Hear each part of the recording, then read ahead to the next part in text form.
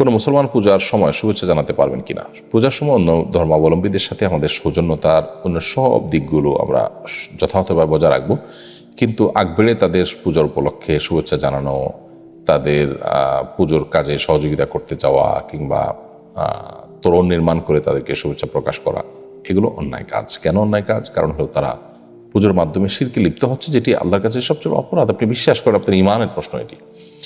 সেখানে আপনি তাদের সেটার কল্যাণ কামনা করছেন। ব্যাপারটা এরকম যে একজন মানুষ খুন করছেন, আপনি তার শুভেচ্ছা জানাচ্ছেন, হ্যাঁ তোমার কাজটা ভালোভাবে তুমি করতে পারো। আপনি যদি বিশ্বাস করেন খুন করা অন্যায়, তাহলে সেক্ষেত্রে আপনি কখন এটা বলতে পারেন না, হ্যাঁ আপনি আইন হাতে তুলে নেবেন না। সেই জায়গা থেকে হয়তো আপনি তার উপরে চড়াও হতে যাবেন না।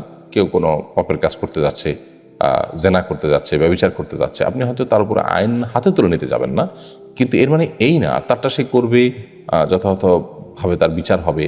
ঠিক একইভাবে কেউ শিরকে লিপ্ত হবে, আল্লাহ তাআলা তার বিচার করবেন, আপনি সেখানে বিচার করতে যাবেন না, এটা ভিন্ন বিষয়। কিন্তু তারপরে আপনি তার সেই কাজে সহায়কের ভূমিকা, এটা আপনি কখনো নিতে পারেন না। এটা নেওয়া মানে হলো আপনি যে আদর্শ আছে, আপনার যে বিশ্বাস আছে, ঈমান আছে, সেই ঈমানের সাথে আপনি বেঈমানি করলেন, অর্থাৎ আপনার ঈমানের জায়গা থেকে আপনি টলে গেলেন এবং সরে গেলেন, যেটি অনুচিত একটি কাজ।